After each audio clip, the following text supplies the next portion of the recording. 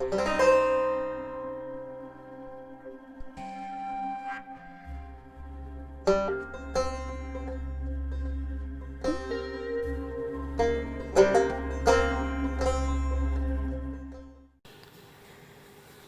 I was watching John Malecki's awesome video on the Tensegrity table, held together with strings. He made a lovely one out of hardwood. I think it was walnut he used. Very large. I wanted to see, with very, very limited tools, if I could make something similar. Backyard with a Black & Decker workmate and some reclaimed timber. So taking his idea and some others on YouTube, I thought I'd have my own go at it, and this is what I came up with.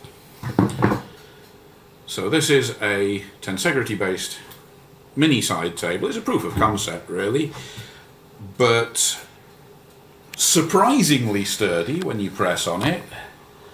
It floats in a very, very interesting way when you put something on top of it. So a cup of tea goes on top, and the cup of tea seems to float. It's remarkable, it really is. What's different about this, other than making it out of sort of scraps of very old reclaimed timber and just oiling it up, I used guitar machine heads to tense the wires. These are guitar strings that had been attached to it instead of fishing line. Again, the design was changed quite a bit, so we've got multiple doweled joints here that are mitered on to give it a little more strength under the tension of the strings. But as you can see, it works quite well. I'm hoping to scale it up and make something significantly bigger.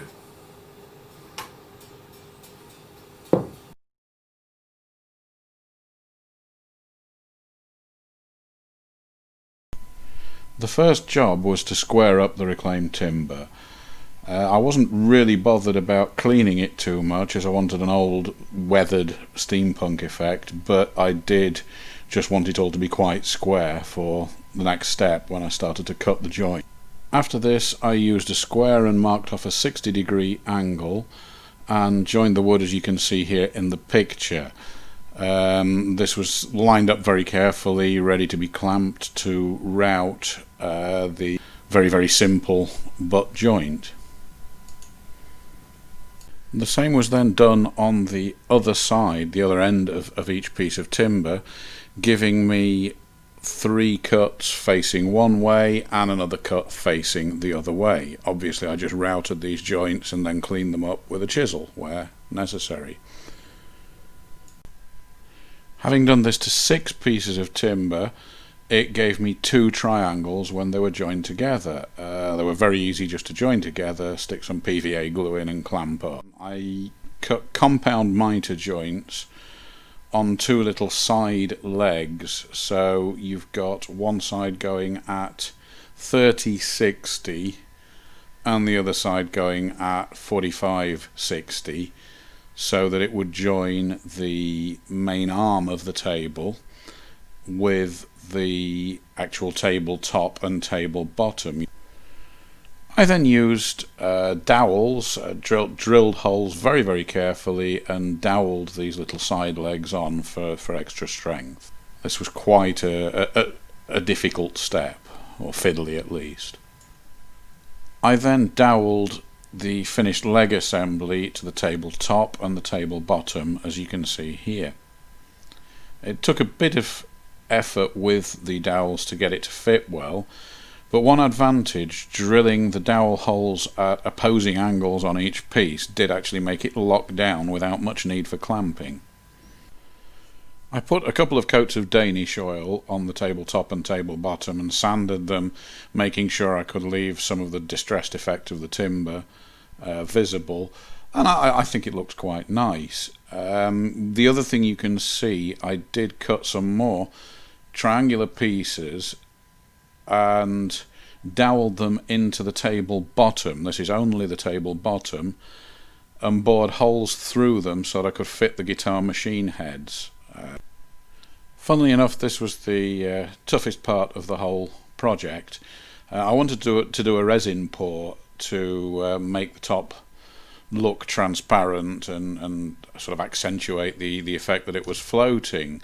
I only had polyester resin to hand, which isn't ideal, I don't think, for this. So it took a couple of goes. I'm not amazingly sure I'm happy with the way it ended up, but it was fairly easy to do. I just glued a little sheet of Perspex underneath that inner triangle and did my resin pour in there.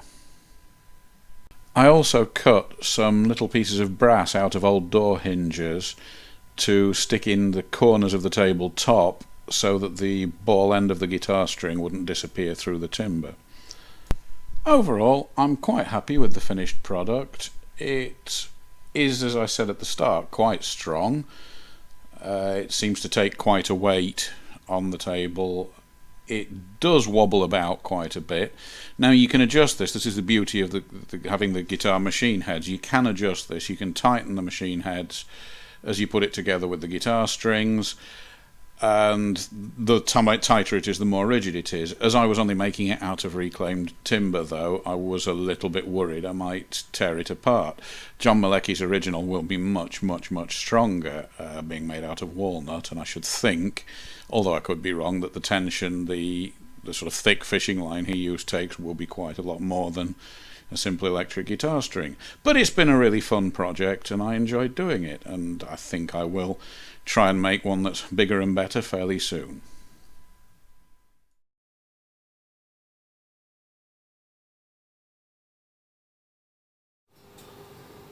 You can also play it like a guitar.